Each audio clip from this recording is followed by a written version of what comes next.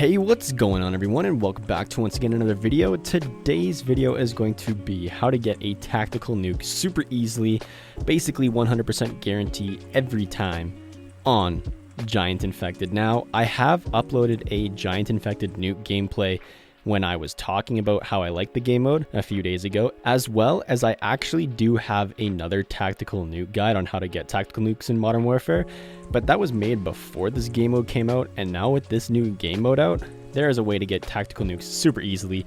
I've been getting them back to back like every game, unless someone beats me to it, but I'm dropping nukes like crazy. So the nuke gameplay in the background is basically going to be the strategy I will be talking about. I'm going to have some maps to give you guys an idea of how I move around the map, as well as I'm going to be talking about like rotations and how to distance yourself from enemies and basically just avoid every throwing knife you can. So starting off with avoiding throwing knives, pretty obvious. As long as you keep moving, you should be good to go. If you are being chased by a few infected that are behind you, do not stop moving and do not turn around. Run to the nearest group of survivors, because chances are you're going to have a much harder time fending off that group of infected by yourself.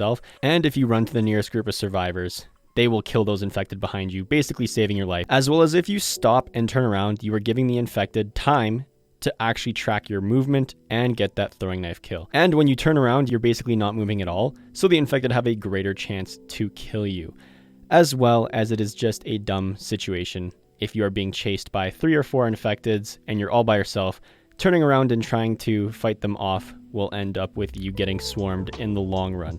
Also, use your claymores as much as you can. So once you get that restock at 5 kills into the game, use every claymore you get. Claymores will help you get kills toward tactical nukes. They can watch paths and areas to you that the infected might use to get to you, or they might use to flank you. If you are camping in a specific area, then if the infecteds are trying to push you from behind or beside, the claymores will kill them, protecting you and keeping you alive longer, which is kind of straightforward. Also, don't forget about your stun grenades. Your stun grenades will stun the infected so they can't move, basically buys you time to get away from them. You can do this either by throwing it at your feet while you're running away, or you can kind of throw it at a wall you're running towards and it'll bounce off the wall and go behind you and stun enemies behind you chasing you. Of course, once you throw that stun, you're going to want to run as far away as possible, because if you stun yourself with that stun, chances are the infected are going to kill you.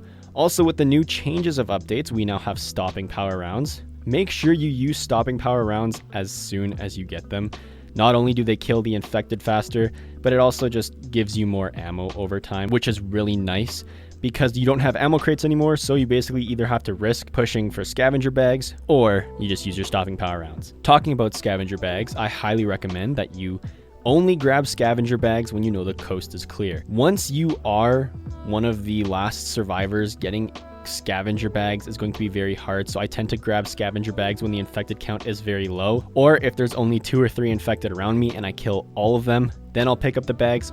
It's even easier to pick up scavenger bags when there's only 1 or 2 infected around you, which is super straightforward and easy to do. Talking about map rotation, so if everyone is trying to camp by the gas station at the very start of the game, just after the initial infected rush happens, most infecteds, if not all of them, will be spawning on the far right side of the map. This is just how the map goes, so you can predict that they are going to be spawning there very frequently. This is going to give you lots of time to get your first 10 to 15 kills, because they will all spawn on the right side, right where that playground is, in that small condensed area.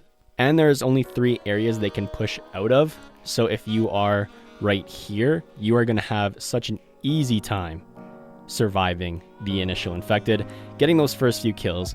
And once survivors start to dip off and you kind of have around 10 to 15 infecteds alive and out and about, a smart thing to do would be slowly to retreat and make your way to the gas station, probably for your last 10 to 20 kills. Of course, on your way back, if the infected aren't pushing you that fast, you can actually hold off a little bit longer and kind of keep the front line of infected as far back as possible. You'll see this in the gameplay where I will be rushing back on the riverside, and there is only going to be like 2 to 4 infected pushing me at all times, so you can get those easy kills for the nuke. As well as some people in past videos or on this live stream that I had earlier today have commented that they are not getting nukes once they get 30 kills.